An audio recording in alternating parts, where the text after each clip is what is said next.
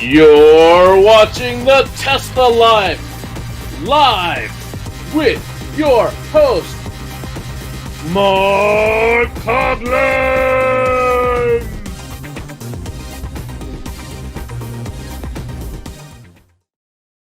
Hello, everybody, and welcome to the Tesla Live number 342.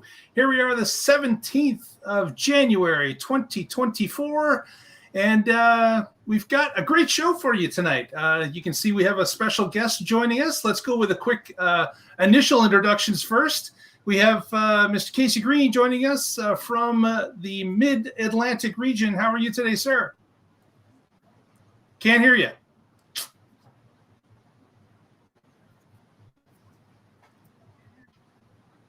Patrick, can you hear us?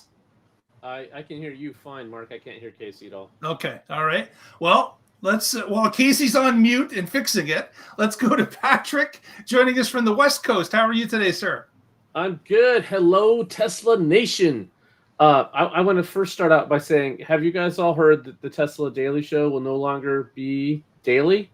Rob Maurer is semi-retiring it. He's going to still come back for quarterly events and that kind of stuff, which is great. I want to thank Rob for 6 years of great content. He talked about what was happening in the Tesla world without hyping it up, gave it some credibility, talked about the stock in a credible way. I was a fan from day one, and I wish him luck with his new endeavor, First Principles Group. And then the other thing I want to say is Casey's having technical difficulties. If you watched the show last week, you saw that I was having camera issues. I ordered a new camera, but don't expect it to be any better than it was last week. Why? Because I couldn't receive the new camera. Because there's stuff called weather that's happening, and we're going to talk about that a little bit later in the show. Chicago's not the only place that's having some weird weather issues. On Friday, we had a VPP event from our local utility, and I talked about on the show how in December my VPP stuff stopped working, and I got that resolved. And so this was the first time that I was in one where I was at the maximum full send amount, where before I was only at a third of what you could participate as. So everything went great. 2.5 hours sending out the full 9 kilowatt. So we made something like $35 that day, which is nice. Normally the electricity bills counting the other way. So this was good. And we get paid $1.70 a kilowatt hour when I buy it off peak for 5 cents or get it from solar for free. So if you can buy nickels and sell them for $1.70, that's a good deal. Absolutely. Yeah. And then Stormwatch kicked in on Saturday, and that lasted for about a day, and then it went back off, and then it came back on Tuesday morning and was on until just like an hour before the show. So a day and a half. Yeah, so we've been sending energy, saving energy, storing energy, getting ready for a blackout. Over 135,000 people in this service area lost power. Luckily, I was never one of them, although we had the power wall if we did. But the lights stayed on the whole time, so lucky me. Very good. And you've electrified all the things. Yes, I gave you time, Casey. I filled in so you guys could get things. And that, of course, is Mr. Casey Green. How are you today, sir? Doing quite well. As you can see, nothing has gone according to plan today, but that's all right. We're rolling with it. That's right. Also, we have our Yes. special guest, Mr. Brandon Wellborn from the Chicagoland area. How are you today, sir? I'm doing fantastic. Thanks for asking. Fantastic. Great to have you on, and we certainly appreciate you joining us on short notice. It turns out that Brandon's become a little bit of a media star. I happened to find a video clip of Brandon recently where he was talking with Fox, and Brandon's in a bit of a situation that we wanted to talk a little bit about more in depth, and since Brandon actually lived it, he's the best guest we could possibly have to explain the situation that happened to Tesla in the Chicagoland area over the past couple days. We had a weather front move in. Very cold weather was in the region, and it affected a number of superchargers and, of course, a number of Tesla drivers. And I thought, Brandon, you could just kind of give us a rundown of what happened. Was it Monday evening or afternoon, or was it Tuesday? The worst of it was Sunday night. That's when it first started happening with the deep freeze and the -25 wind chill that was going on. So the night that I ended up getting stranded for 5 hours, that was on this past Sunday. Okay, so you were you don't live in Chicago proper. You live outside. Are you about 60 miles away or something like that? Yep. Just Okay. right at 60 miles away. So the average commute, it's Chicago, so it depends on the day and the time. But average commute's about hour 15, hour 20.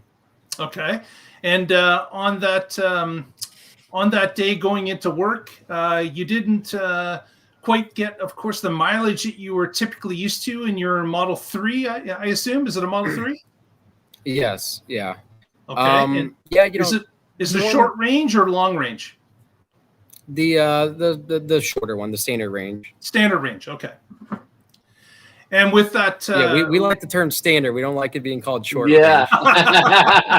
my error.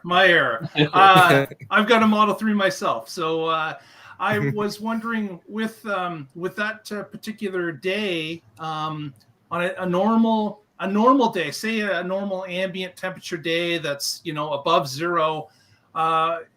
I'm Canadian, so I'm talking Celsius. When you're above 32 degrees Fahrenheit, what was your typical state of charge if you were fully charged at home and going to work? Yeah, it would take maybe 40%, on like a normal day. If it was a cold day, then it takes 45%. But somewhere between like that 38 to 45% is normal to get to work. Okay. All right. And then on Sunday, when you went into work, obviously you burned a little bit more than that. 65% is what it took to get to work. Wow. Okay. So at that point, you knew you were going to have to find some charging in order to get home. Yeah. And Which I've never at work? waited a second. Also, is this a heat pump car or a resistive heat car? I don't know. It was How about what year is it? We can. What year? 21. Okay, so heat pump. Yeah. I knew I had to charge, going home, which is okay because I've never had to wait a second to charge it for any supercharger I've ever pulled up to. I'm usually one of 2 or 3, or I'm alone, so that's never been a problem before. So when I pulled up to work at 65% or at 35%, no problem. I just charge on the way home, not a big deal. Yeah. Mm-hmm. And at your work, I take it there's no L2 options available to you at your workplace. Yeah, there's not 110 watt that I could run an extension cord to you. There's nothing here. That's too bad. Okay. That would have made all the difference, right? That would have made it easy to yeah. come. So explain to us what happened after work was over and you were heading out. What happened to you? So the first, supercharger that I pulled up to, it's in a parking garage, which not only do you have to pay for your charge, of course, but you have to pay to park there. So when I pulled up there and saw there was 13 cars ahead of me, I was like, no way. So that's okay because the next closest charger, it says there's 4 stalls available. All the other stalls said 0, but the one in Evergreen Park, Illinois, showed 4 stalls. Says I'd get there with about 7% battery. So I drive the 20 minutes there, no heat, get there, and it is a madhouse. There's cars everywhere. There's no proper line system. There's no Tesla police saying you go here, you go there. It's every man for himself. And it said 4 slots available, but every single stall had a car in it. So there was 4 stalls that just had cars that were vacant there. And then as the night went on, originally it was 3 that were out of order. Then that turned 4. Then that turned to 5. So if you're doing the math here, that left us 1 stall to charge the 13, 15 cars that were waiting there. Wow. And it's not like these batteries are being preconditioned because everybody's been waiting there for so long. So it's a cold battery And so off one charger, and there's a lot of cars that are there. Exactly. And with that, everybody for themselves, no ordered line, I imagine everyone got together at some point as the time went by to figure out who was going where, I would assume. But what was the waiting like with the other Tesla drivers? I should have knew that when I pulled up and these two people were arguing about, I've been here longer. No, I know that you haven't been here longer. I should have knew that something was, bad that was gonna happen that day. But yeah, essentially we ended up forming a line system. Everybody, got together and were like, okay, so we'll park these cars here. We'll use your car as like a roadblock, so people can't just pull up, because then people were pulling up into empty stalls thinking like, oh, look at all these people. I just found the cheat code. I can just pull up right to the stall. Well, you didn't think none of us thought of that? It's out of order, of course, like nobody's in there. So we made like a wall to where you can only drive out of, and the cars coming in would come from the other way. So we ended up making a system, but it wasn't like that when I first got there. So ultimately we form a line, but you had to stay in your car, because if the line moves, you have to be there to move as well. And what a lot of people did who, don't live over an hour away, is they just had other people come there and sit with them. So they, the spouse pulls up in their SUV, you go sit in their warm car, you don't even think twice about it, while your cold Tesla sits there and you're still fine. I didn't have that luxury. So I had to sit in, so it's -10 outside, -25 wind chill Fahrenheit. That's cold. And so I had to sit in the car for about 2.5 hours. And 2.5 hours in, I couldn't do it anymore. And so we were in a Meijer parking lot, a grocery store. And I had the guy in front of me give me his cell phone number so he could let me know when he moved, because he was in a warm car. He seemed like a cool guy. And he did do that. He did let me know. So I walked my way into Meijer. Feet hurt with every single step I took. My feet were frozen, toes were frozen. I couldn't move them if I wanted to. Each step felt like a stab in my foot because I was in the cold for so long. I'm in dress clothes, no different than I'm in right now. I came from work, so I, dress pants, dress socks aren't the warmest materials. No, they're not. Went inside, bought some thermal socks, bought a hat, and waited, another couple hours in the store. Until eventually, I started calling tow companies because my battery went down to then it's 6%, 5, 4, 3, 2, and I'm like, it's not going to work. And the guy once the guy in front of me finally got his line, so they keep on showing the pictures in all these articles. There's one Tesla, all the Teslas are in the stall. Then there's one Tesla kind of parked in front of them, like blocking them in. That was me. And that was my way of saying, hey, like, I'm next in line. That was also my way of saying, this guy has to let me know when he's done, because he can't leave unless I move. But eventually, it took him 2 hours to charge. And at this point, it's already 10:30 at night. So I ended up calling all the tow companies at this point. So I'm figuring that's my only route now. Well, nobody from Illinois wants to take me to Indiana. Nobody from Indiana wants to pick me up from Illinois, except for one company. One company, was able to help me out. So that's when they got there at about 11:20, 11:30, which at that point, the Meijer that was my sanctuary had closed at 11. So I had to wait the last 20 minutes outside in the -25. That's when CBS approached me. Wow. So that's what kind of started and got my name out there as, like Tesla owners, what I keep on being referred to as. Yeah, that is quite the story. So you were out in that weather for like 5+ hours, all in, waiting to get back home from work. So, and what's unfortunate is you were looking at the app. It was telling you there were 4 stalls available, and of course, all the other ones are jammed. So you're going, well, I should go to the one that has the open stalls. That makes only sense. But me and everybody else. Yeah. And then, of course, as you mentioned, the car is trying to precondition as you're approaching the supercharger, but it's not going to help you if you're sitting there for hours waiting for a charger. In fact, that's just going to slow down your charge. And in some cases, I understand that the battery will not even accept a charge based on the temperature it is at.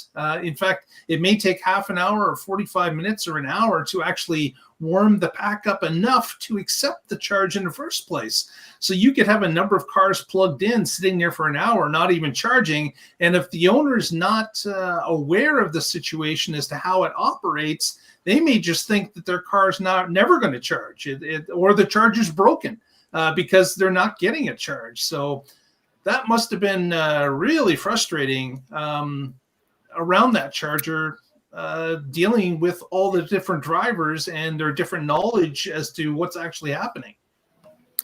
It was, yeah. I mean, it was confusing for everybody, because I think, the average person there kind of all thought the same thing. There's 4 stalls that are available. Every other charger, you could look at 10 different chargers. All of them said there were 0 spots available. So, of course, you see the one with 4, that's where you want to go. And everybody was confused on why there wasn't any available. Everybody was more confused on why it was taking so long. That becomes frustration. So when a lot of people were arriving with low batteries, or they were sitting in their cars with the heat on thinking like, well, how bad can it be? So I watched at least 10 cars get towed away that day because they just went to 0 and then that was just it. Like, it's over. So at least 10 cars got towed away. And there was just abandoned Teslas everywhere. There was probably another 15 or plus that just no owners, just a bunch of Teslas, just dead Teslas. Some are in parking spots, some aren't. They're just waiting to be towed, but the tow companies were so backed up that everybody's cars are just waiting there. Yeah. And then, of course, after waiting in the parking lot, after the Myers closed, your tow did show up. And did you get home without incident after that? Yeah, that was fine. I plugged in my home charger with 1% left. So, and also ultimately it said it was going to take 10 hours to charge it up. So I didn't even dare attempt to I had to go to work the next day. I didn't get home until about 12:45. It took my body about an hour after I'd already gotten home to, stop being so cold, because you could touch my skin, and my skin was cold to the touch. And I was already in the truck for an hour, and then I was at home and in my bed for an hour, and that's 2 hours after being out of the cold. That's when my body wasn't cold anymore. Wow, what an ordeal! And then then there I am waking up 5 hours later, going to work again. And the last few days I took the wife's SUV. I didn't even want to mess with it and risk it. And if Sunday night wasn't as bad as what it was, then I'd be like, I'm sure it won't be that bad again, but I'm not even interested in entertaining that at the moment. Once I'm off the next couple of days, I think the weekend's not supposed to be as bad, then we'll probably test it again. Yeah.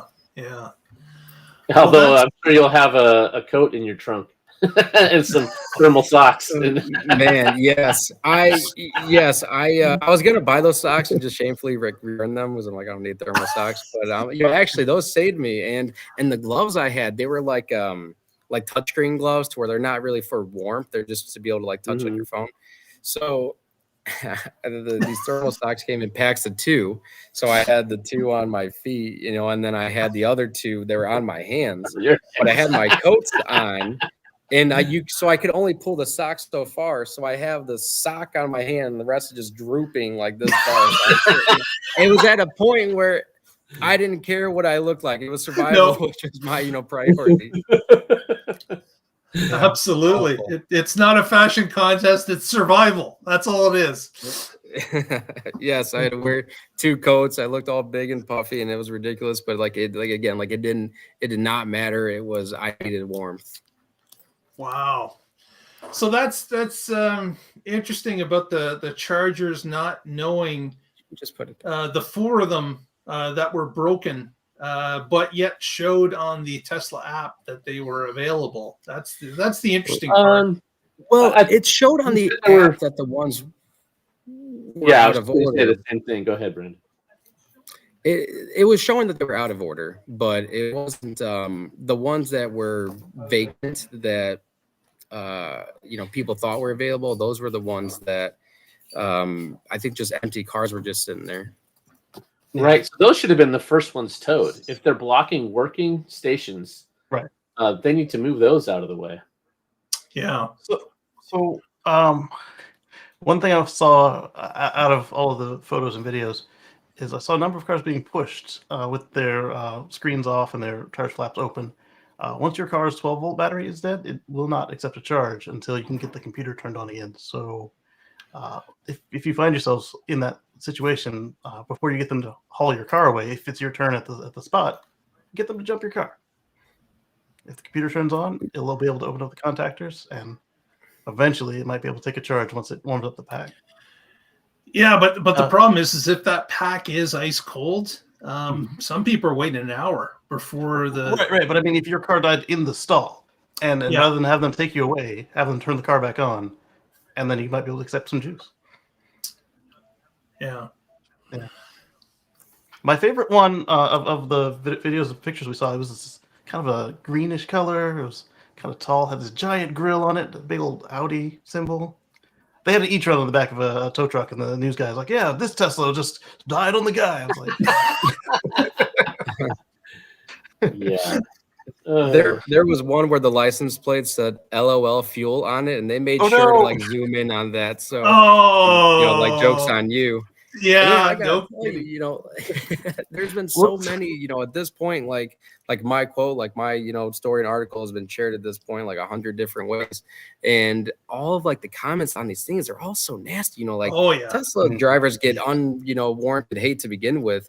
But all these people are like, that's what you get. Like, you deserve that. And I'm like, why? Like, what? I don't understand. Like, you're just now figuring out how batteries work. Like, look, guys, like, it's taken a lot of me to not like, because it's like my quotes, like these people are like calling me like by name and like these posts, and I, it's taking a lot of me just to, not be like, listen, man, that was a bad night for me. I don't need you, sitting there slandering me too. But like again, if I didn't have such a long commute, if it wasn't so freezing out, if we didn't have 4 stalls are occupied by dead cars already, if 5 of those stalls weren't out, then that night doesn't happen. If one of those things didn't happen, the whole night wouldn't happen. But the fact that all of those had to happen, that's what I was trying to explain to Mr. Fox, who is giving me dirty looks, and I'm telling him that I'm like, yeah, I still love my car. Like, I'm not gonna get rid of it.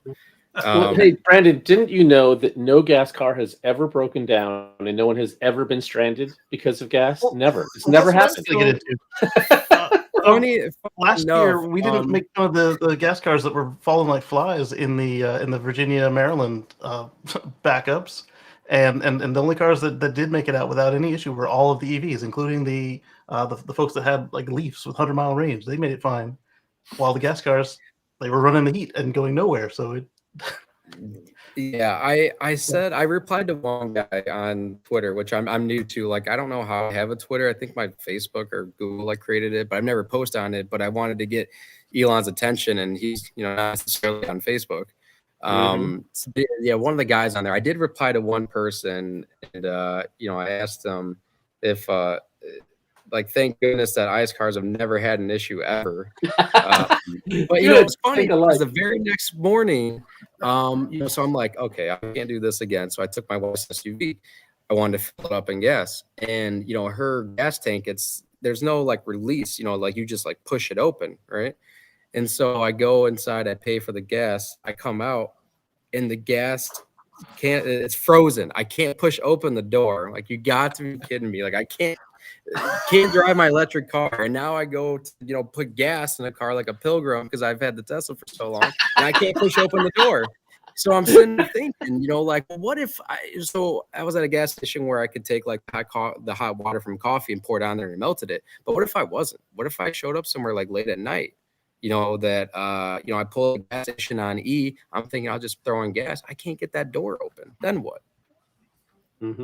So every vehicles have their problems, but of course it's just the Tesla owners, and we're so pompous and we think we're better, and whatever else, that we deserve all the hate when this one-off sort of thing happens, I suppose.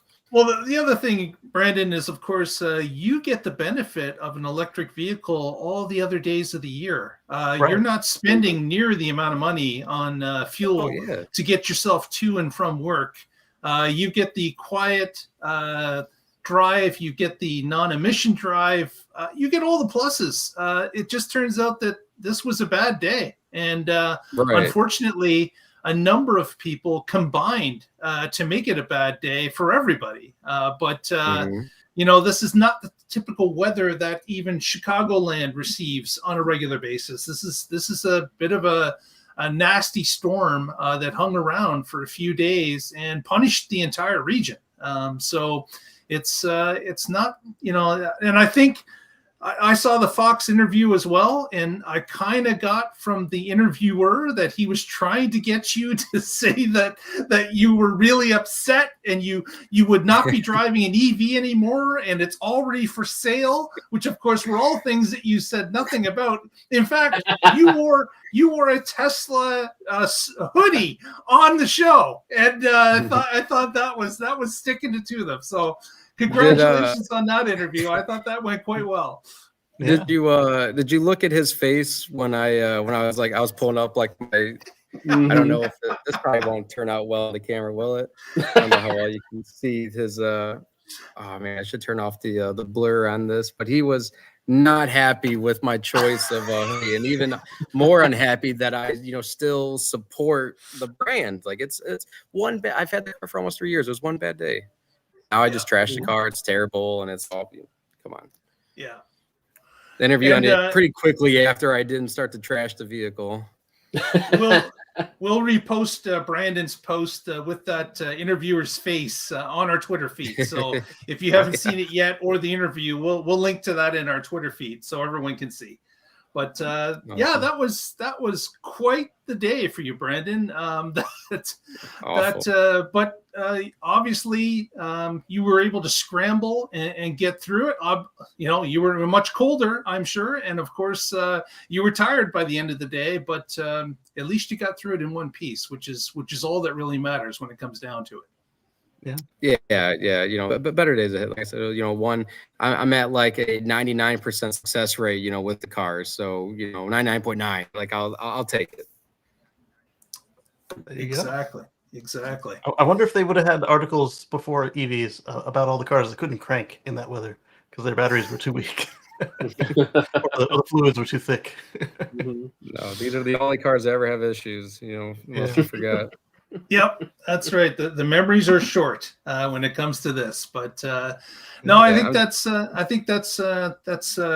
obviously a bad day for you, but you got through it, and you kept your humor through it, and I even noticed in the interviews you were keeping your humor and upbeatedness through it, and just proclaiming what it was. It's a bad day. It's a freak storm, right. And like you said, there are better days ahead. So I admire your attitude and being able to get through this trying experience. Yeah, I'll just, you know, for the future reference, you know, like at least like now I know, like, you know, maybe, you know, blanket, you know, an extra coat, extra set of gloves, you know, maybe you know, maybe take the watch vehicle if I know it's going to be negative 25 outside. So, you know, so it was a learning experience, a difficult one, but one ultimately, you know, is that going to factor, you know, how I feel about an item that I plan on keeping long term, use almost every day? Like, come on now. No. Yeah. Mm-hmm. So, Brandon, I do want to thank you again for joining us. I don't know if you want to remain on the call with us for another half hour, or if you want to get on the road to head home. That's certainly up to you. But the show will go for about another 30 minutes. Yeah, I think I'm gonna, you know, let you guys to it. I'm still sitting here in my store that I work at, so I'm gonna pack up my stuff here, head out, go home, see the wife and kids. Very good. Very good. Thank you so much again for joining us. Thank you. Yeah. You know, it was awesome. I appreciate you guys having me on here. Appreciate you finding me on, you know, on X. My first day, you taught me that you have to be following each other for instant message. I don't know that. I don't have the thing. I'm like a boomer when it comes to it. I've been a Facebook kid since 2008. So well, maybe we will see you around more often, and certainly maybe you'll join us another time. But thanks again for joining us on short notice today. Cool. Yeah. Trying to get Elon's attention. You know, let him know like, hey, they want me to, you know, trash your brand, and I gave them the letters, and they didn't appreciate it. Come on, that's right. We will promote that. Absolutely. Thank you, sir. Guys. Have a good evening. Yep. Take care. Bye. Bye-bye. Well, guys, that was an interesting story with Brandon. it was interesting to hear how he lived through that issue. But we only got half an hour left, so let's get into it. We promised last week that we would take some numbers for Tesla production in 2024. I don't want to let it go another week. I am going to get the spreadsheet up here. It's ready to go. I'm going to give you mine because I've been thinking about it for a long time now. I'm going to go with 2.61 million for 2024. Nice. So that's where I've been over each time. I may be over again, but that's where I'm thinking we should arrive. So, Casey, what do you think? I was thinking 2.2 to 2.5 million because I've been on. No, it's not how the Remember, game there's works. no spread here. This is a number. Well, okay, so let me tell you why I'm saying this, because last time I said 2.2, and they could have hit it if they had enough production, and they got close. And so in order to give that room to rise, I want to say 2.5. But a lot of people who are better at crunching the numbers than me are agreeing with me on that original 2.2 this year. So it's like, without going over. And since you say I can't do a spread, I'll do 2.4. 2.4 million for Casey. All right. Patrick, what are you thinking? Okay, so I've come in second in this game every time. Paul beat me, and I was in second, and then I was within 4%, and Russell edged me out. So I've come in second every time, and I've been a little over every time. So because I was second, just press the 2 key and hold it down until you have 7 digits. That's my guess. So you're going 222,222 cars. That's my number. And for the first time, I'll be under. That's my goal. All right, so my split, I want to be at 2.3, not 2.4 for the split. Casey's taking some headroom away from me. Well, I wanted to have the straight 2.2 in there, but Mark says no. So no, you can't. Just one number, man. So Casey, what's the number, Casey? 2.3. But I think the first year you let me do a spread. So that's we're not doing spreads anymore. That's cheating. I think it'll be somewhere between 0 and 1 trillion. I got it. I win. That's not a fair spread. That's not a fair spread. JT has said 2.4. Basm has said he's going with 2.45. Let's just add him to the spreadsheet. Mm-hmm. Okay. Got it. And if you are watching the show now and you're not live, you of course can put it in the comments, and we'll check the comments after and add your guess to the spreadsheet for production of Tesla vehicles in 2024. So be sure to get your guess in so you can be part of the fun next year when we find out the actual number. So we need to email Dr. Fusco and Mr. Frost. Actually, Patrick reached out to a few people by email. I've yet to receive one back, but I'm going to prompt, of course, the past 2 years winners, Paul and Russell this year, get their number on it. But we're definitely going to see how close we can dial this one in for 2024. So very good. Very good. Well, let's. Can I do breaking news before we? Absolutely. Scheduled. All right. So you guys know MrSupercharger.com here, right? I've got weird news for you. First, let's start with the one that doesn't quite make sense. We've been waiting for Stellantis to say something, and they still haven't done that. They released a van with a 110 kilowatt-hour battery and a CCS1 plug on it yesterday. That didn't come with a statement or a comment about adapters or anything. So I'm still not. I think they're going to do something. They haven't done it yet. They did the exact opposite of what we expected. But one that we didn't expect at all, given that they canceled their EV. Mazda has joined the NACS and the Supercharger Coalition. Mm-hmm. What?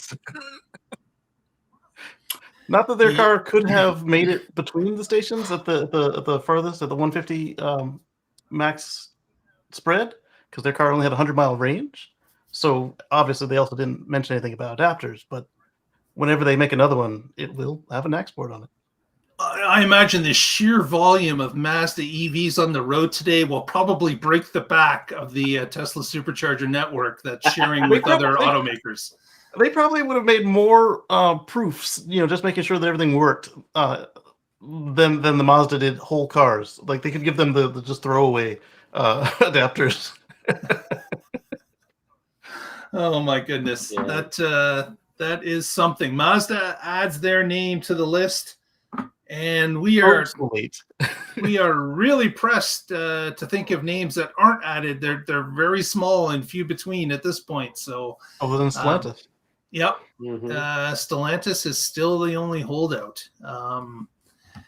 And again, they don't have electric cars at this point anyway, so they got the work van now, and then they've got the EREV truck, and then they've got the EV truck all coming real soon, and it's like, again, not here yet. The van is here now. It came out yesterday. Although you can't order it on the website. I looked. But if you want to sell cars after 2025, it has to be NACS. Yeah. If they have any common sense about them. Yeah. And of course, Stellantis could get a real benefit out of this because they could, since they haven't built anything, when they start building them, just put in an export to start with, and then you avoid the entire thing about having a legacy car that needs an adapter. It just goes away. So there's something to be said about businesses that manage to find and obtain that van before they fix it. One other thing I wanted to mention with our guest that had joined us today, Brandon, was that some of the news reports about the overrun superchargers and the cars not running because, of course, they were sitting there for so long waiting for a charge.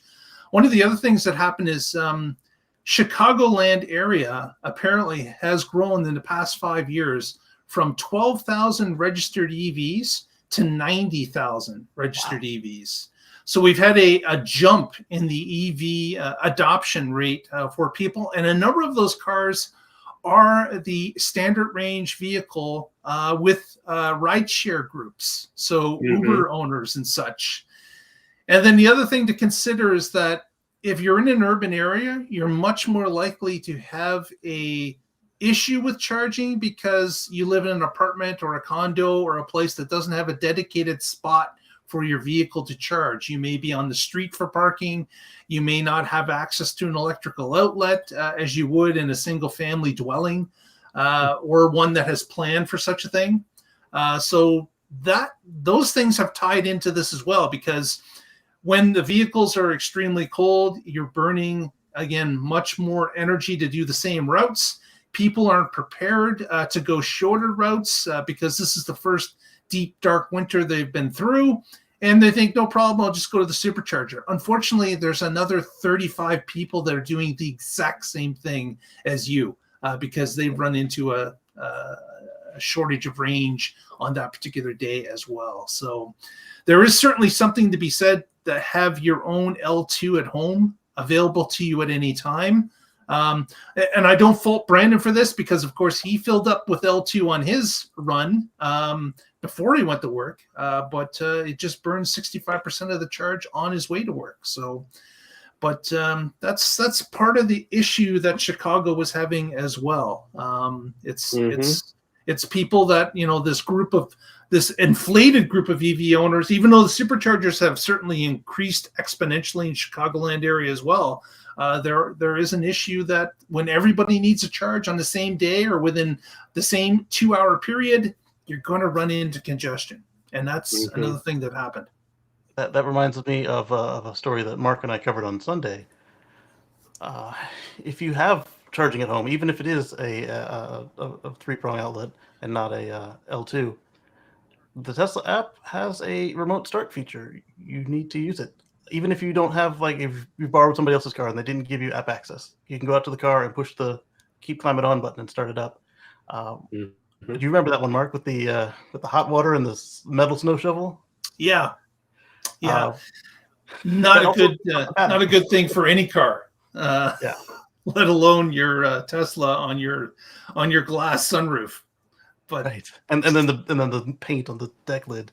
But using that preheat feature when it is when your battery is at the frozen level where it shows you the little snowflake, it will also take the opportunity to heat itself up, so that you don't have as large a hit when you go to travel. Or if you have a regular schedule, hey, I leave it on these days, or every weekday I leave it at 5 a.m. to go to work.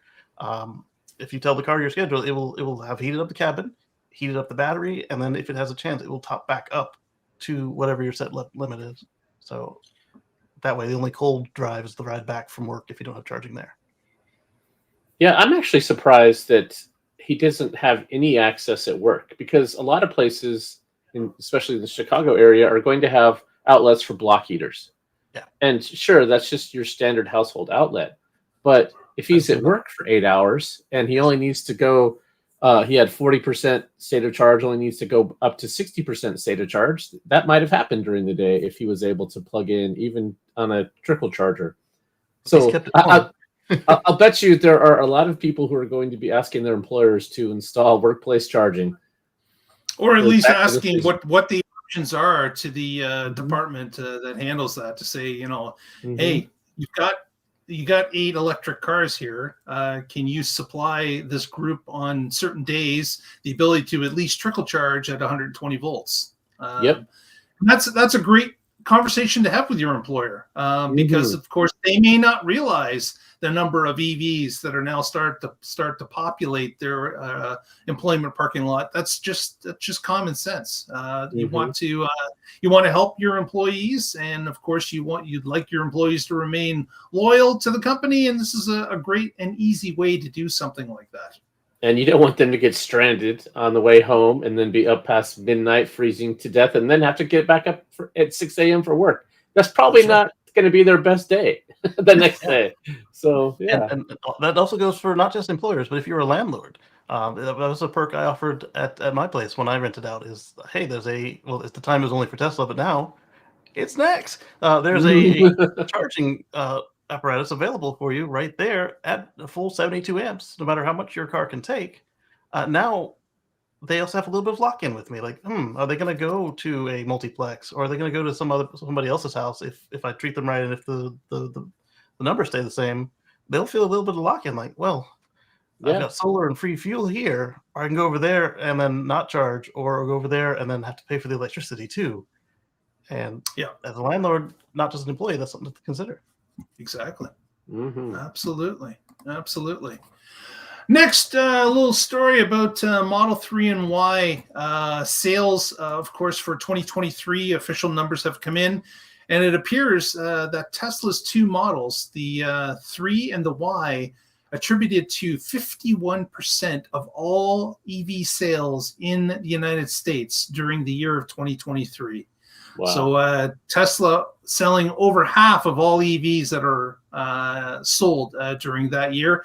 And the Model Y contributed 1/3 of all vehicles. So obviously the 3 is less, but again, they contributed to 51%.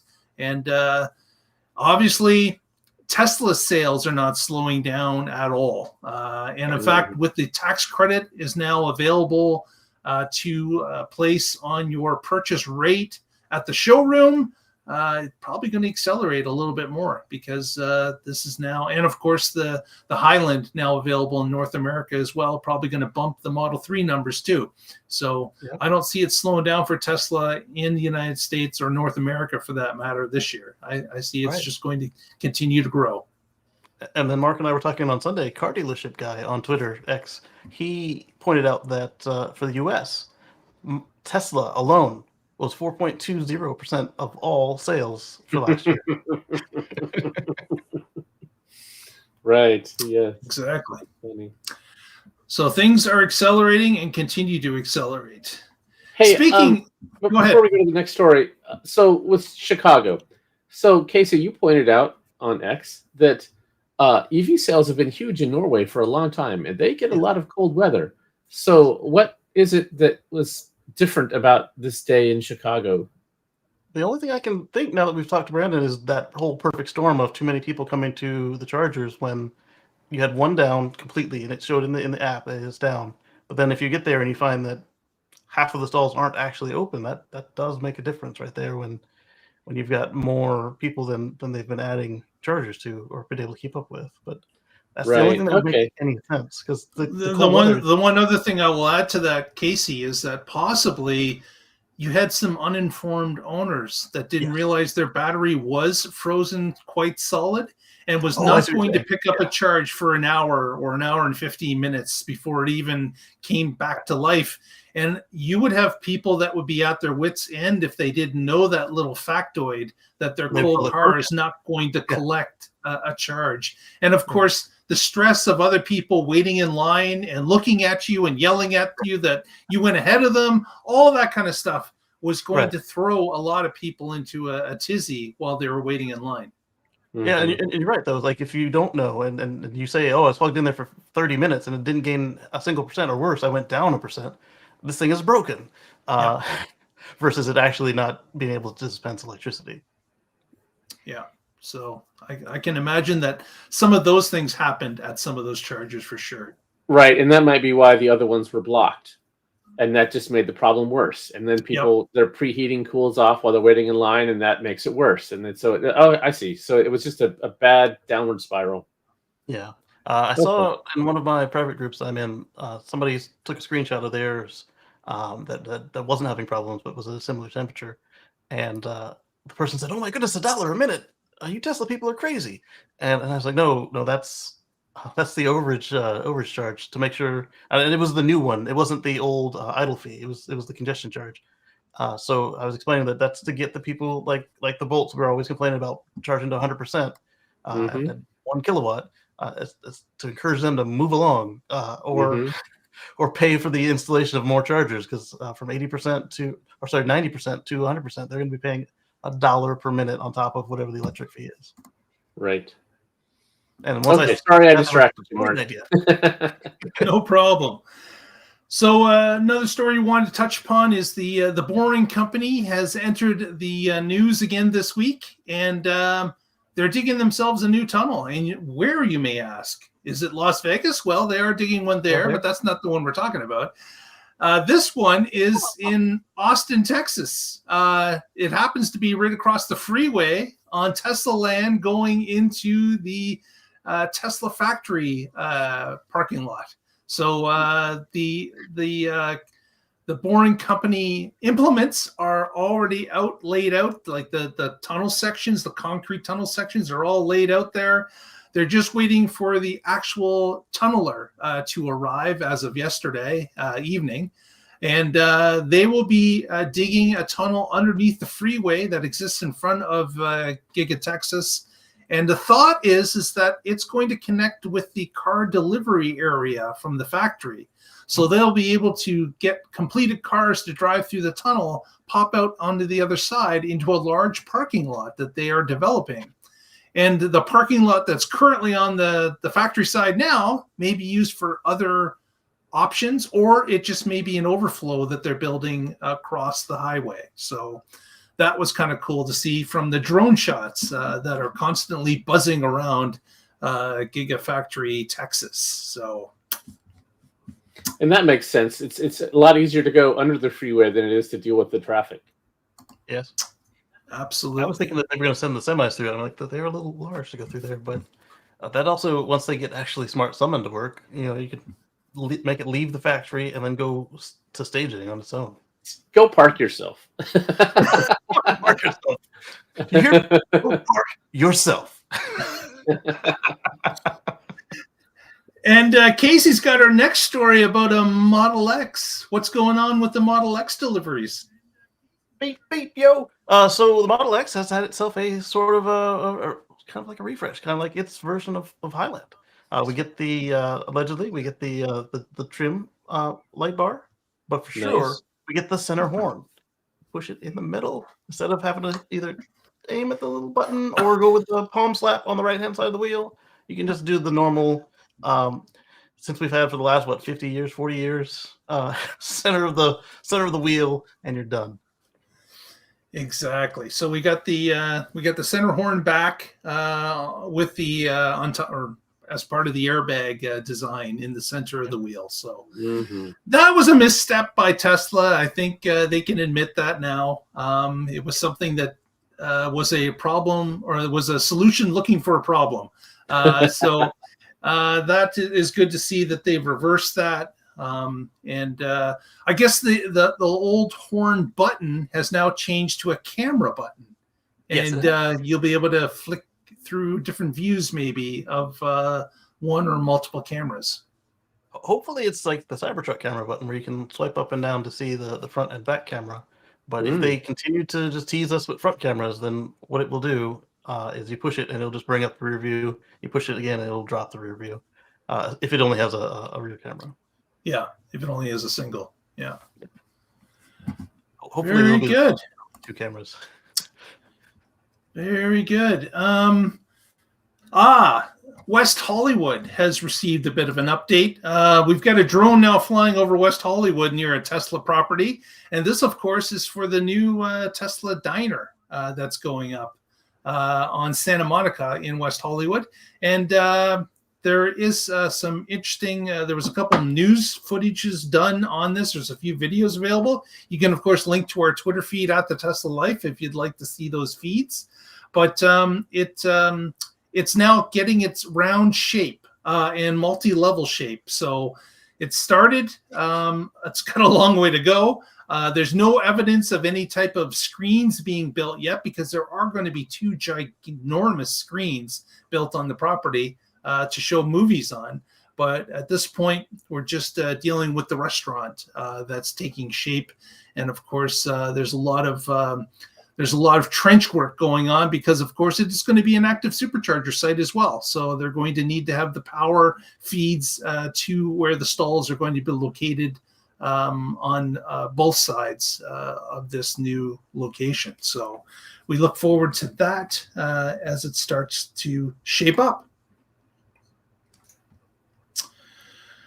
Next, I wanted to touch a PSA announcement. Of course, everybody that owns a Tesla knows that you have the ability to log on to your Tesla app, actually right through your website. So you can log in and use your Tesla username and password, and you have the ability to vote on supercharger stations.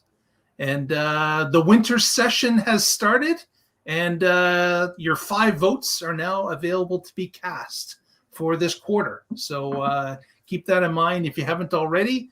And if you can help Canada out, maybe Sarnia, Ontario might be one of your votes. We would really appreciate it. We're trying to get one on that side of the border from Port Huron, Michigan, which already has one. So it would be nice to have one on the Canadian side. Yes, Casey? And then after you're done, giving a little support to Canada, maybe anywhere on the length of I-26. That's right. You would like that, wouldn't you? Not just me. I mean, that's a large road with no chargers. Oh, wow. Absolutely. We will do that as well. Well, if you guys are throwing out plugs, I'll say John Day, Oregon. They can use one. So we got, was it Sarnia, Ontario, I-26 anywhere, and John Day, Oregon. Because once it's there, they'll be pressured to actually make travel along that route possible without having a detour. Yeah. Very good. Some interesting news. We've got Hertz, which of course not recently, 2 years ago, decided that they were going to get involved with the EV rentals and ordered 100,000 Model 3s and Ys from Tesla to add to their rental fleet. Most recently, Hertz has been complaining about the cost that it takes to repair Teslas after an accident, and also about the time it takes to get certain parts to replace broken parts on their rental fleet. And they have taken a corporate decision and have decided that they're going to reduce the fleet of Teslas by 20% and start to roll 20% of them out and resell them to the market. So great possibility to pick up a used Tesla if you're okay with some superficial damage to the vehicle. Hertz is going to have a number of them available in California. They're already listed on the Hertz site. So if you're interested, start looking right away. But this is kind of interesting. I know that Casey had discussed this a little bit a few weeks ago and had said this was an opportunity for Hertz to maybe go beyond their standard 2 years and sell it type program, because EVs have that longevity ability because of less parts. But it seems that Hertz has decided to go the exact opposite way.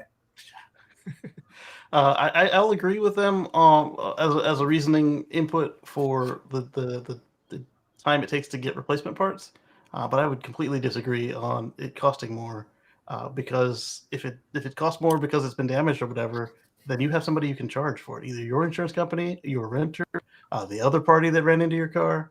That is not really something that should be figured into it. It's not like, oh my goodness, oil filters cost 4 times as much on these things. They do have oil filters on the new ones, but they're lifetime units. So yeah, it seems there is going to be a back and forth with this. Maybe Hertz did jump a little bit early because they weren't prepared themselves for what this all would entail, and this was a good test run for them. I would say it's beyond a test run. You don't buy 100,000 vehicles by not thinking a little bit about what this could entail. It didn't work out exactly what they were after. They said they're going to keep EVs, they're going to keep Teslas, but they're just going to diversify the mix a little bit, add more vehicles, which I don't know if they understand it, if they're going to be adding different EVs to the mix, because of course they're going to run into those charging issues that a number of vehicles have. Yeah, the NACS is going to help as time goes along, but any vehicles they buy next year, they're going to need an adapter. So that's going to be an issue for the next year and a half for them until vehicle manufacturers start putting them out with native NACS ports. And that is not going to be something that happens quickly. So as we saw with all the manufacturers that got in line, it's all staggered too. So you've got some that are coming online like Ford in February, and you've got others that are like Mazda that really are at the end of the line. Who knows how long that wait's going to be. Exactly. I would also wager that they are probably, you guys have seen how salty I get about some of the legacy decisions. They don't have a legacy situation, but they are probably really pissed off that they had a lot higher negative equity, or upside downness, or depreciation, depending on how they purchased these vehicles, than they were expecting. They went in at the middle of COVID, like, oh yeah, these things are going up. We're going to buy it for 30. We're going to sell it for 35, or at least for 30 again, or maybe 27. What do you mean it's selling for half? Right. It's good news for everybody buying used cars, but it's bad news if you have to have it on your books as an asset, and that's even if you have a personal vehicle, it doesn't matter what the market's doing until the day you're trying to sell it, and then hopefully you get a good price for it. But they have to have this on their books, and the value of their fleet is something that is looked at in their financials. So if prices drop suddenly, that really hurts them, which is ridiculous. I mean, it's funny money at that point, but it does matter for finance guys. And this isn't new to them, although it may be new to whoever's currently in the suite, because they cycle executives. But it is something that the company knows how to do and deal with. But in the past, when they had cars that would drop like this, they were usually super cheap, like entry-level PT Cruisers or Dodge Neons. And now they're having it happen at the other end of the spectrum. They're like, what the heck? Mm-hmm. Yeah. Well, we will see another rental group. Was it SXTI, I believe? They've decided to lower the amount of EVs they have in their rental fleet as well. So there's some waves going on, and we've got other groups like Enterprise and others that are looking at adding EVs. So there's this juggling going on as companies are trying to figure out what's best for them, what works for their customers, where they want to head towards in the future. So we'll keep an eye on the situation. They partnered with Tesla Scope, so they're making it easier to deal with Teslas. I think that they're an alternative to Turo. I didn't look into them closely to figure out if they're an alternative to Turo or if they're another rental fleet, and they just are doing Tesla Scope with their existing fleet. Yeah. Well, with that, if you haven't already, please give us a thumbs up on the video. Helps out a small channel like ours. Press that subscribe button if you haven't already. Be alerted to when new issues come out. And again, that helps us as well. We would really appreciate that. With that said, you can also follow us on Twitter at The Tesla Life. You can follow our feed on Facebook, The Tesla Life #1, to follow us there. And with that said, Patrick, any parting words for the audience this evening? Yes, as always, I'm with the Oregon Electric Vehicle Association. You can find us at oeva.org. And I blog occasionally at carswithcords.net.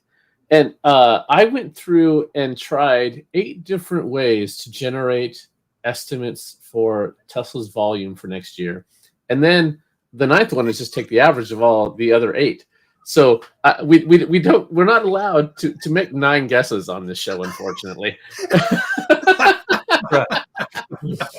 And then to top it off, I didn't even use one of those 9 as my actual guess. So oh my gosh!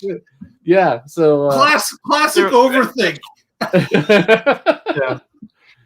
Yeah. So I've got numbers, depending on how you slice and dice, anywhere from 2 million up to 2.7, and most of them in between those two, of course. But yeah, so you can go check that out, and maybe it'll, if you don't have a number, you can just grab one of my extra 9 that I have on here.